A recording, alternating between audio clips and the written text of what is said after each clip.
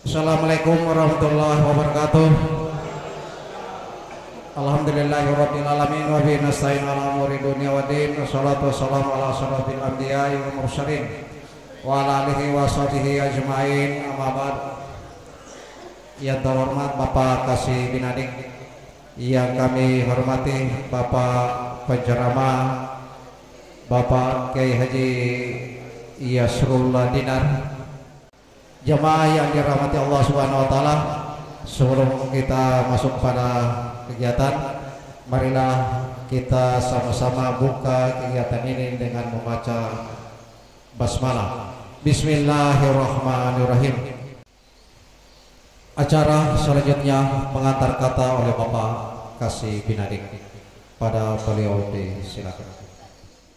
Bismillahirrahmanirrahim. Assalamualaikum warahmatullahi wabarakatuh. Hamdan wa syukurillah, amma ba'du. Yang kami hormati, yang sama-sama kita muliakan al-mukarram Bapak Kiai Haji Yasrullah Dinar MAG, atau mungkin lebih enak juga Pak Dokter, insyaallah. Yang kami hormati Pak Ketua Harian Badan Takmir Masjid, seluruh pengurus Badan Takmir Masjid, rekan saya Sekretaris Takmir Masjid yang bersama-sama kita saat ini, kemudian jamaah yang insyaallah kita sama-sama dirahmati dan dimuliakan oleh Allah Subhanahu wa taala. Bersyukur kehadirat Allah Subhanahu wa taala karena kita bisa berkumpul dalam kondisi sehat walafiat. Salawat dan salam marilah kita aturkan kehadirat junjungan kita Nabi besar Nabi Muhammad SAW, yang insyaallah curahan rahmat dan syafaatnya mengalir sampai kepada kita di yaumil akhir nanti. Jamaah yang dirahmati oleh Allah Subhanahu wa taala, saya tidak berpanjang lebar karena tentunya hari ini saya juga masih rindu dengan tausiah yang disampaikan oleh Pak Kiai. Kemarin beliau beberapa hari sebelumnya telah memberikan pengantar pada saat kegiatan Kamis, dan saya begitu rindu dengan penyampaian dari beliau, dan hari ini beliau hadir bersama-sama dengan kita, dan insya Allah kita bisa menyimak apa yang nanti disampaikan oleh beliau. Saya kira mungkin itu saja karena betul-betul saya rindu dengan beliau untuk menyampaikan tausiah kepada kita semua. Saya akhiri, billahi taufiq wal hidayah. Assalamualaikum warahmatullahi wabarakatuh.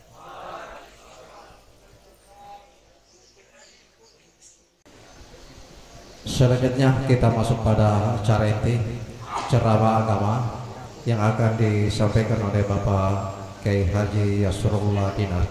Kepada beliau disilakan.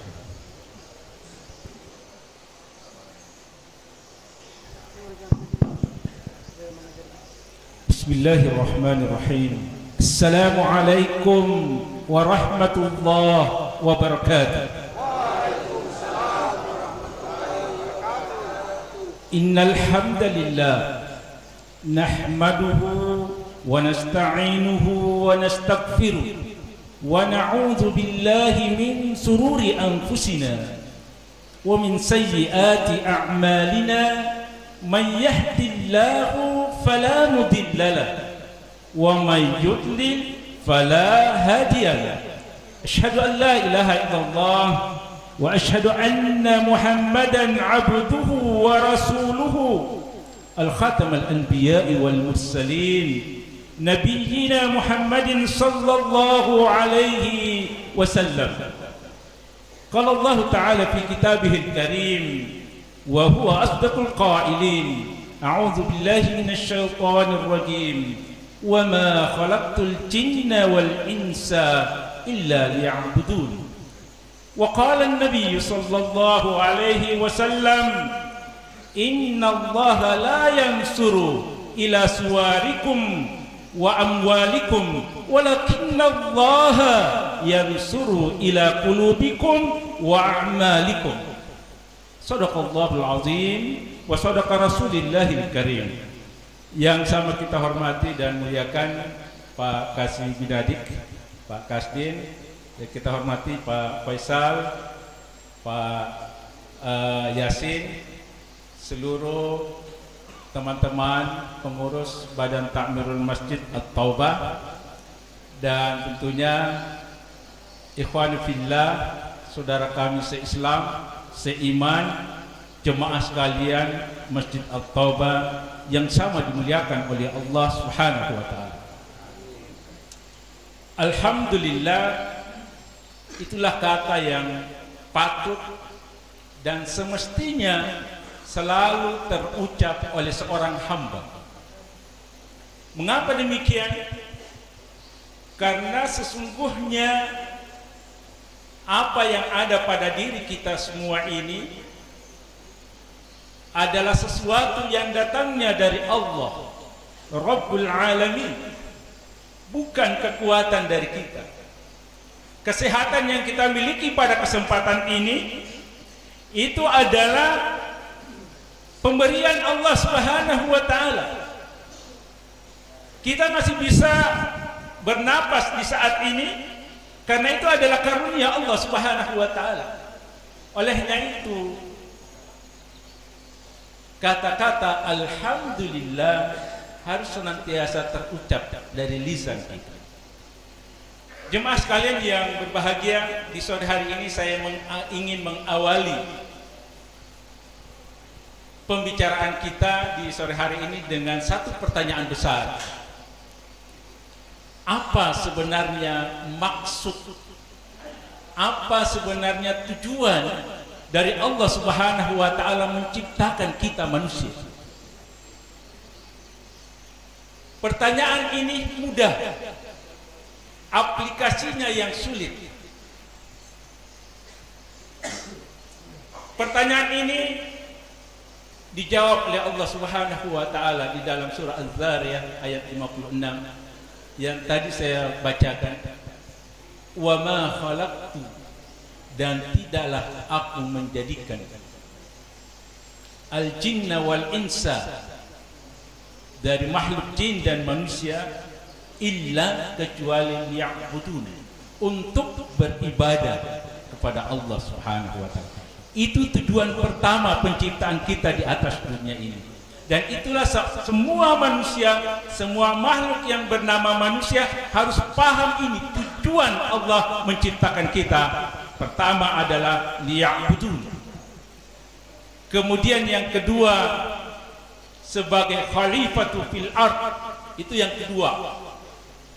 Dan yang ketiga, kuntum khaira ummah ukhrijat linnas ta'muruna bil ma'rufi wa tanha 'anil fahsya'i wal munkar.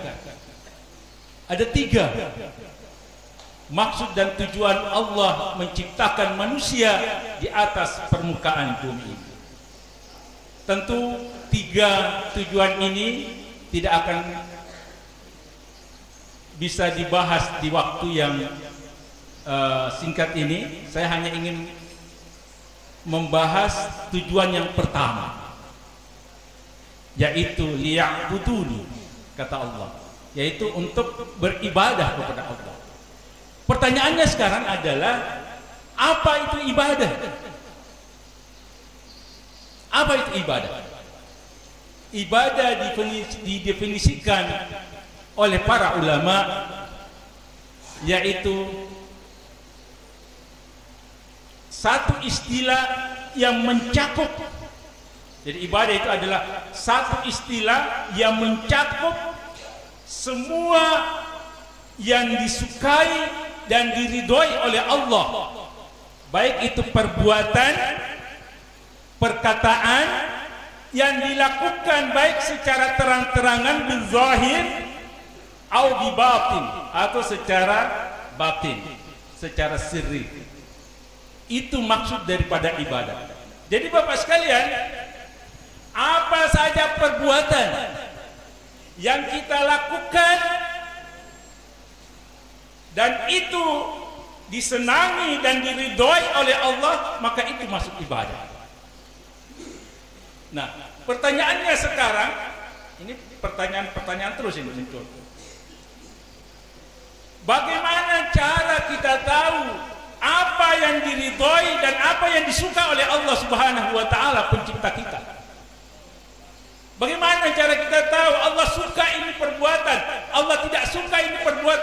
Bagaimana caranya? Karena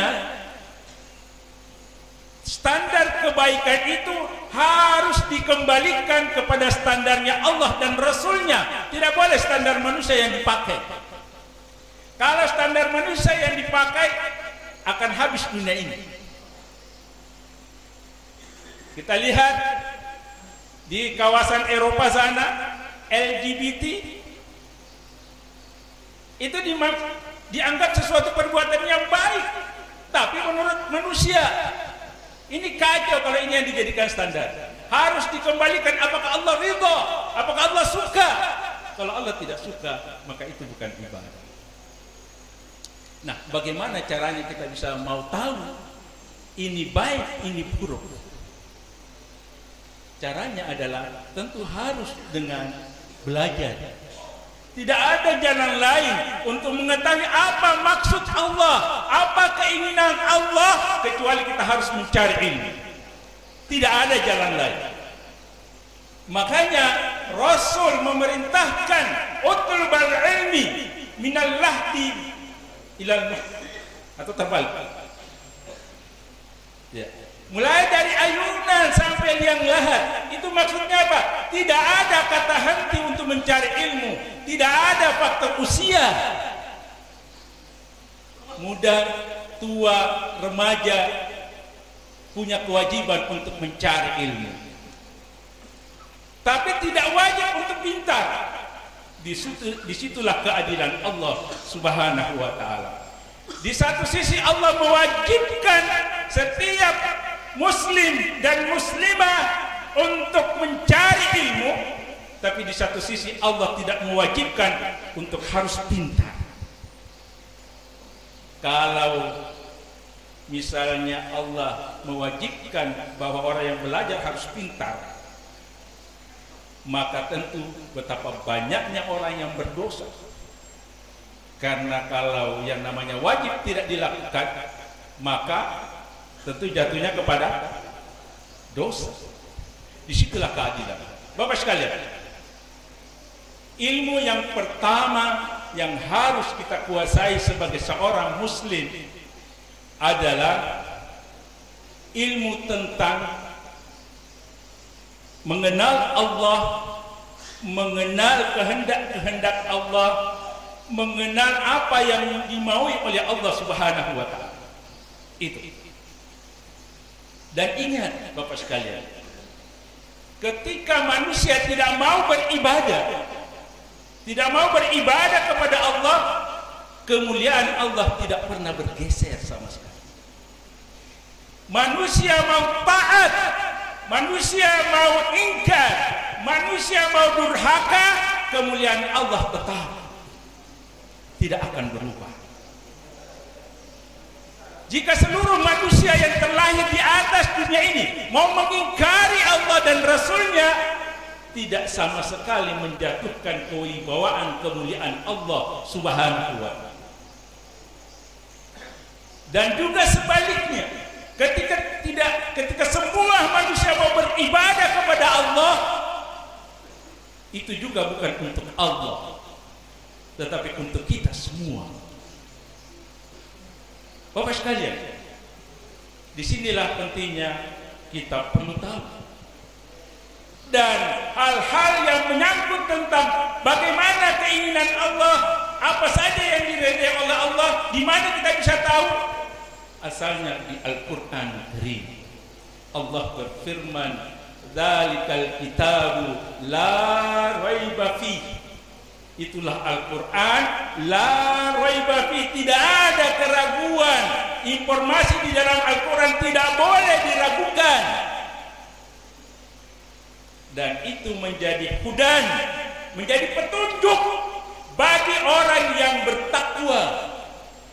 Kalau manusia ini mau selamat kehidupannya dunia dan akhirat, maka dia harus menjadikan Al-Quran sebagai pedoman hidupnya. Itu tidak ada jalan lain. Harus dia kuasai Al-Quran. Sekarang kita fokus kepada Al-Quran. Bapak sekalian, Al-Quran itu selain dia menjadi petunjuk bagi orang-orang yang merasa dirinya bertakwa kepada Allah, juga alim ulama mengatakan Al-Quran seperti surat cintanya Allah kepada kita hambanya. 14 abad yang lalu Allah telah mengirimkan surat cintanya melalui malaikat Jibril yang diturunkan kepada Rasulullah SAW, dan hingga saat ini ada di hadapan kita surat cinta itu. Dalam menghadapi surat cinta ini ada 3 karakter manusia. Yang pertama, dia abaikan surat cinta itu. Kalau kira-kira ada pemuda dikirimi surat oleh seorang gadis yang sebelumnya dia orang sobaku suka, tiba-tiba surat itu dia tidak baca, kira-kira pemuda ini, jujur kita jawab, apakah dia cinta sama sang gadis tadi? Cinta atau tidak? Tidak. Kalau dia cinta, apa yang harus dilakukan sama pemuda tadi? Minimal membuka surat itu dan dia baca itu. Kalau dia betul-betul cinta kepada sang kekasihnya.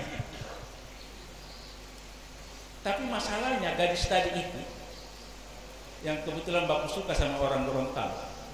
Orang Gorontalo itu tidak tahu bahasa Indonesia, cuma tahu bahasa Gorontalo, Gorontalo. Surat dikirim oleh sang gadis.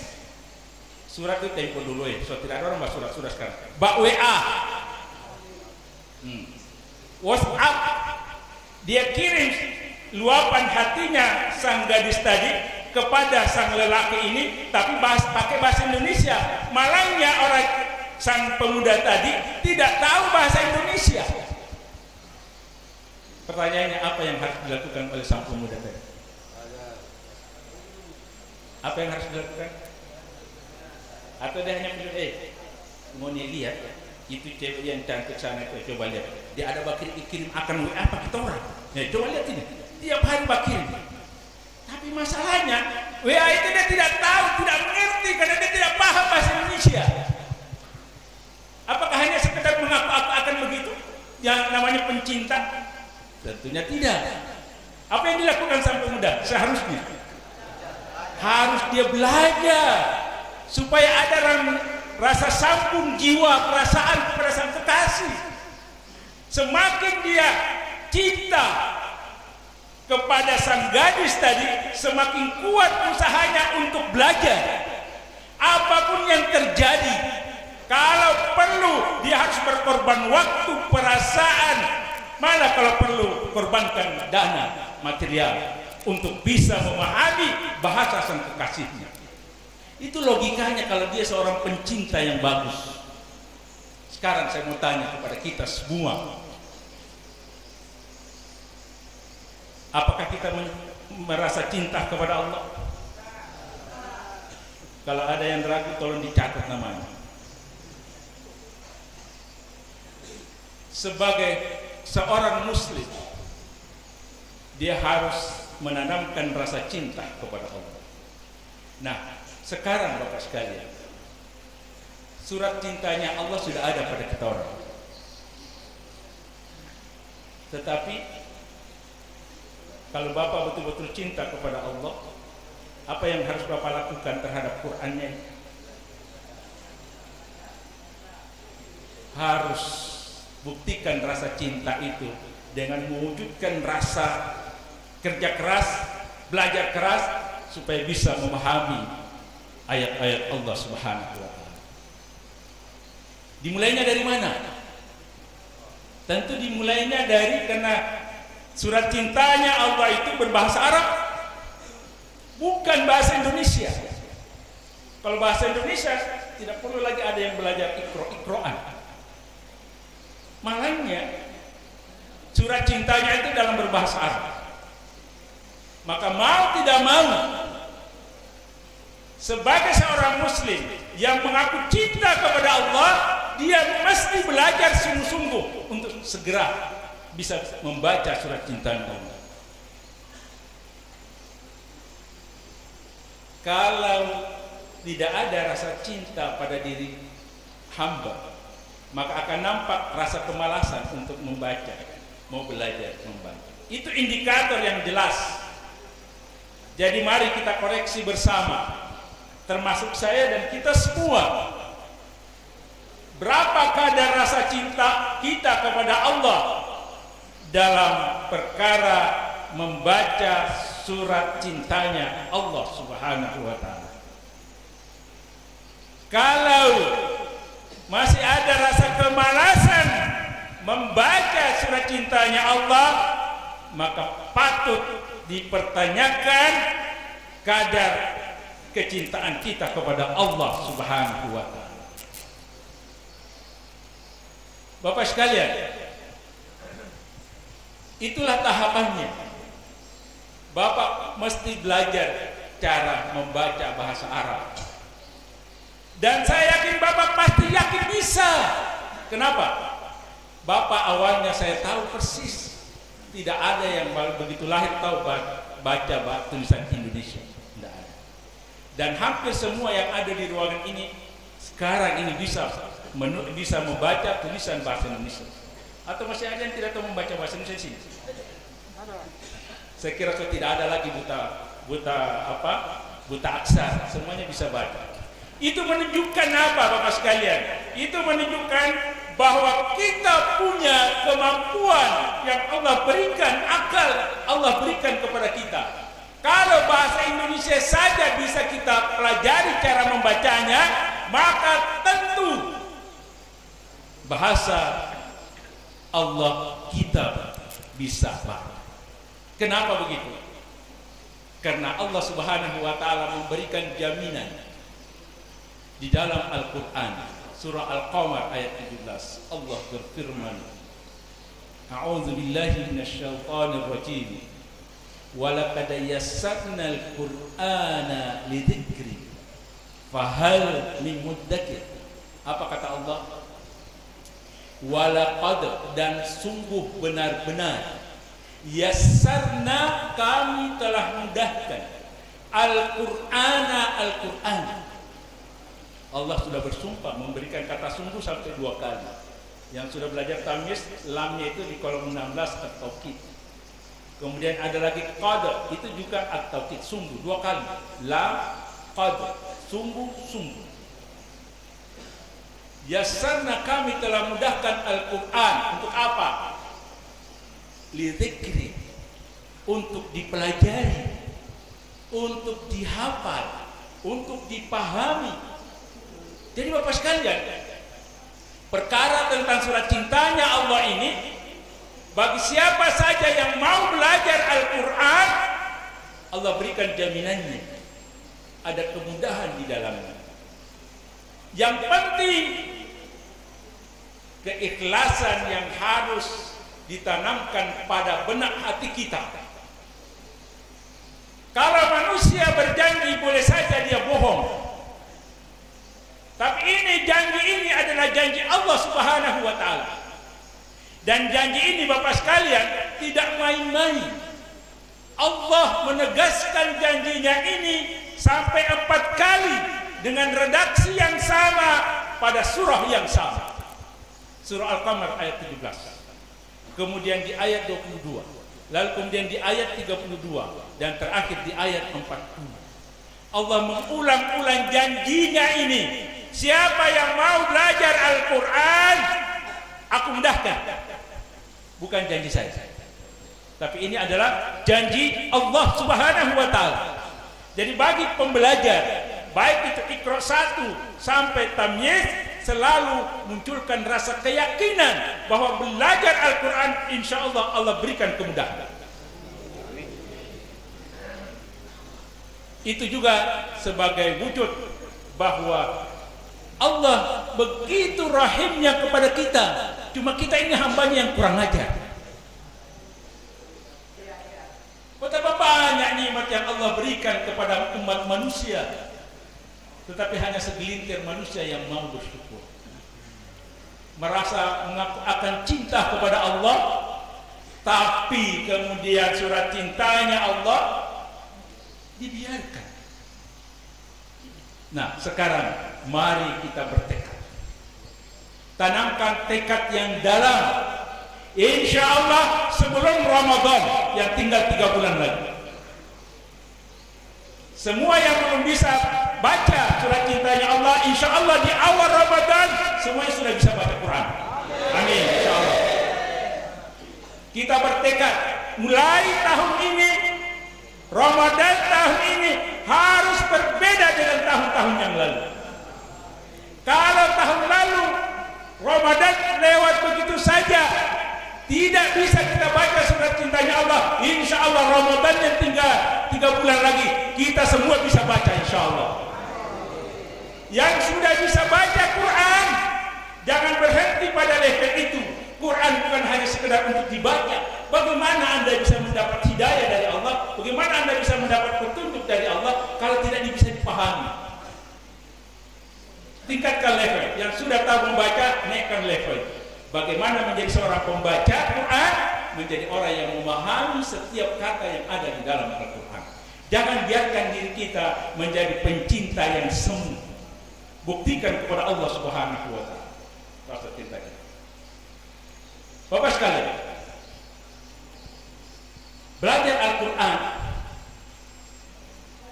itu adalah sesuatu yang mudah,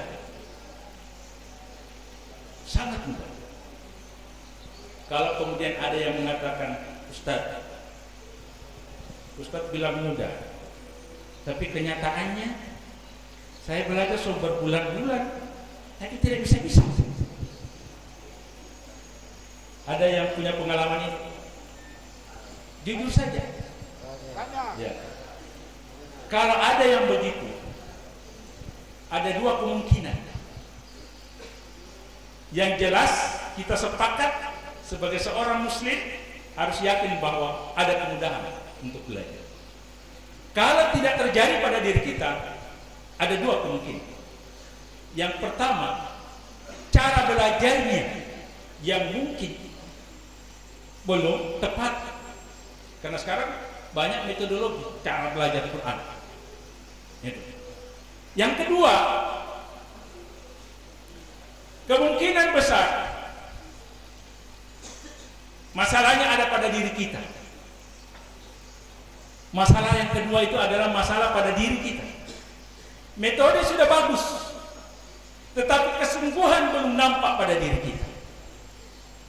Kita hadir bukan dari perintah dari sebuah kesadaran, tetapi kita hadir belajar hanya karena sistem yang ada. Semua harus datang di tempat ini belajar. Bapak sekalian, ketika Bapak datang belajar Quran dengan niat ikhlas karena Allah dan Bapak meninggal pada saat belajar Al-Quran, surga bersama Bapak sekalian. Karena orang yang belajar ulumuddin, ilmu agama, itu masuk kategori jihad fi sabilillah. Jadi jihad fi sabilillah itu bukan semata-mata dengan pedang di medan pertempuran, tetapi mencari ilmu itu juga masuk kategori jihad fi sabilillah. Jadi berdoalah.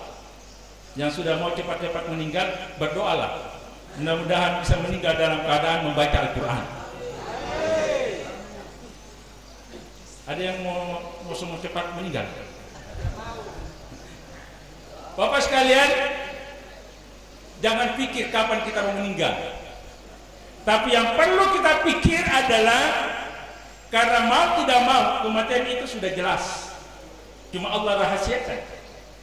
Kan gawat kalau misalnya Allah sudah berikan bocoran. Pak Kasdin SK gamenya tanggal 7 Desember. Sudah mulai dari malam pokoknya berwudu baik-baik semua. Tapi Allah rahasiakan. Allah ingin melihat siapa hambanya yang mau beribadah kepadanya dengan panggilan dari dalam, bukan tekanan dari luar. Kita akan beri. Bapak sekalian, yang perlu kita risaukan adalah apakah bekal kita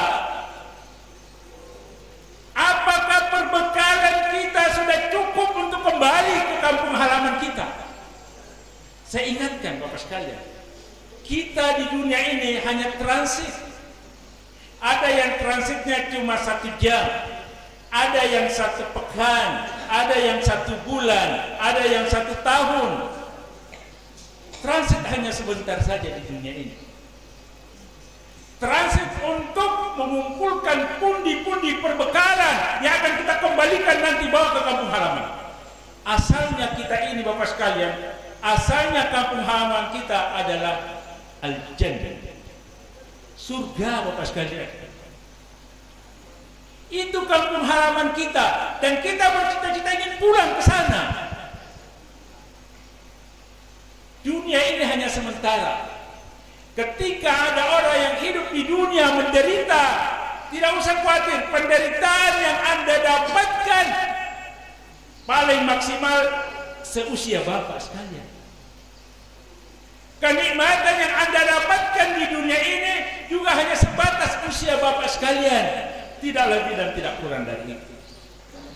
Tetapi kalau kita menderita di akhirat, kita rugi di akhirat, maka kerugian penderitaan kita yang kita akan alami di sana abadi dan abadi, tidak bersifatnya sementara. Jadi jangan main-main dengan kehidupan dunia ini. Karena kehidupan dunia inilah kemudian Bapak sekalian, Allah menurunkan para nabi dan rasulnya untuk memberikan petunjuk kepada umat setiap nabi, dan kita umat Muhammad Rasulullah SAW, Allah berikan petunjuk yang namanya Al-Quran. Nah sekarang Bapak sekalian, mari murnikan kembali keikhlasan kita untuk belajar Al-Quran, apapun level kita. Insya Allah saya sangat yakin bahwa Allah pasti berikan kemudahan. Pasti Allah berikan kemudahan. Saya ingin satu cerita. Ada sekumpulan preman di Limboto, tapi tidak di sini, di Limboto. 11 orang. Yang kumpulkan beliau ada seorang berpangkat, saya tidak tahu kalau saya itu kapten kalau di Angkatan Darat ya, kapten. Dan Pak Komandan ini tidak tahu juga mengaji. Alif pun dia tidak tahu apa ini. Lalu kemudian belajarlah beliau. Di awal saya sudah sampaikan janji Allah bahwa ketika kita mau belajar Quran dan itu sungguh-sungguh, maka insya Allah berikan kemudahan. Walhasil, alhamdulillah Bapak sekalian, beserta preman itu di hari ke-10 mereka semua sudah beranjak ke Al-Quran besar. Al-Quran besar. Di tempat ini juga 2010 ya, 2011 itu. Saya juga masih ingat, saya ada di posisi di pintu masjid itu menghadap kemari. Waktu itu masih kumpul teman-teman laki-laki dan perempuan, masih satu di sini. Saya mengajar di situ. Dan saya selalu sampaikan, yakinlah kepada Allah bahwa Allah akan berikan kemudahan bagi orang yang ikhlas belajar. Dan alhamdulillah, sebagian besar yang memenuhi syarat dan ketentuan. Jadi hebat, apapun satu metode, kalau peserta tidak memenuhi syarat dan ketentuan, juga tidak akan bisa terpenuhi. Jadi Bapak sekalian, poinnya di kesempatan ini adalah kita mesti belajar Al-Quran. Kalau kita memang merasa diri cinta kepada Allah, maka kita harus belajar Al-Quran. Pertama proses belajar Al-Quran adalah mempelajari bahasanya dulu, yaitu bahasa Arab. Bapak sekalian, bahasa Arab itu adalah bahasa yang paling dekat dengan kita. Sehebat-hebatnya dia berbahasa Gorontalo atau berbahasa Indonesia, ketika dia takbir, dia tidak pakai bahasanya. Apa yang dia ucapkan? Allahu Akbar. Itu bahasa Arab. Ketika Bapak mau makan, Tiba pakai bahasa Gorontalo, bahasa Indonesia atau bahasa apa? Bahasa Arab, pakai doa. Bapak mau tidur, bahasa Arab, bahasa Gorontalo atau bahasa Indonesia? Arab. Bangun tidur, pakai bahasa Arab. Mau masuk ke kamar kecil saja, itu pakai bahasa Arab. Tentu yang tahu doanya. Yang tidak tahu doanya, lagu dangdut masuk ke kamar kecil. Hampir semua kehidupan kita ini adalah bahasa Arab. Sampai orang yang kita tidak kenal pun kita pakai bahasa Arab. Assalamualaikum. Ya tidak? Iya. Jadi sebenarnya bahasa Arab ini adalah bahasa yang paling dekat dengan kita. Dan tidak ada orang yang jago bahasa Inggris dan bahasa asing ketika dia berhadapan dengan Allah, berdialog dengan Allah melalui pintu sholat, dia pakai bahasa Inggris, bahasa Jerman, bahasa Belanda. Tidak ada. Yang dia pakai bahasa apa? Bahasa Arab. Dan kita adalah termasuk orang-orang yang hebat. Walaupun tidak pernah belajar di madrasah, di pesantren, tapi ketika kita bertemu dengan Tuhan kita, Rob kita pakai bahasa apa Bapak sekalian? Bahasa Arab. Jadi sebenarnya bahasa Arab sangat dekat kita. Hanya masalahnya kita orang berdialog dengan Allah tapi belum siuman. Paham maksudnya belum siuman? Bahwa tidak dipaham apa dia makna. Nah inilah yang kita coba mau tanamkan. Bagaimana ke depannya kita ingin menjadi seorang yang rajin sholat, tetapi kita siuman ketika kita dalam posisi sholat. Ketika kita takbiratul ihram, Allahu Akbar, kita paham apa arti dan maknanya ini. Ketika kita baca doa iftitah, kita paham apa artinya. Ketika kita baca surah Al-Fatihah, surah-surah pendek, kita paham maknanya sehingga muncul kehusukan di dalam sholat. Ketika kita ruku, kita paham apa yang kita lakukan, apa yang kita baca. Ketika kita sujud di hadapan Sang Khalik kita paham apa yang kita baca. Dan seterusnya dan seterusnya. Tetapi apa yang kita lakukan sekarang?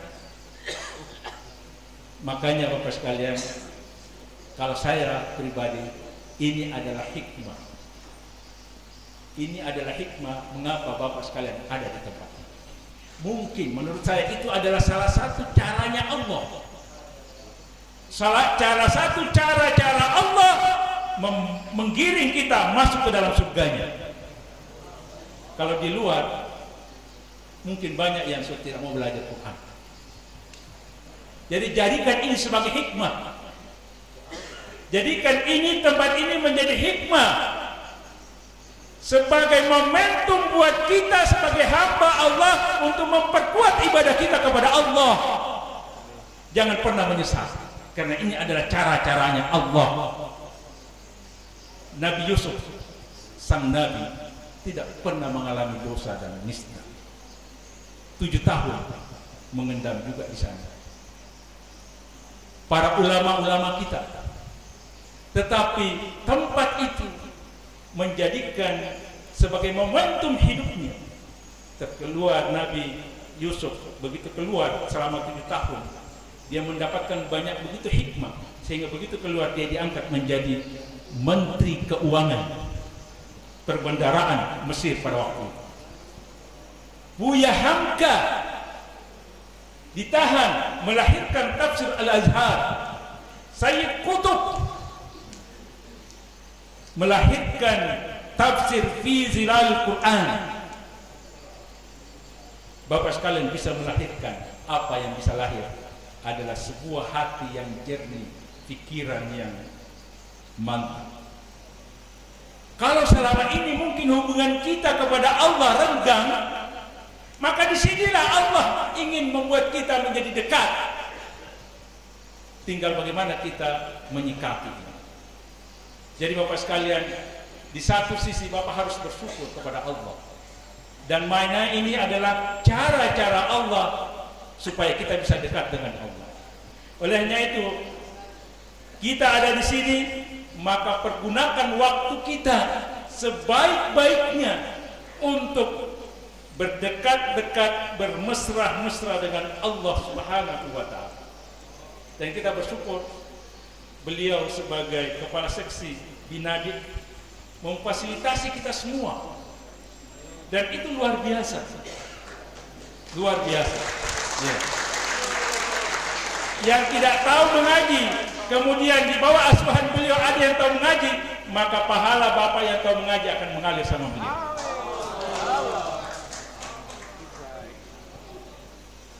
Itu.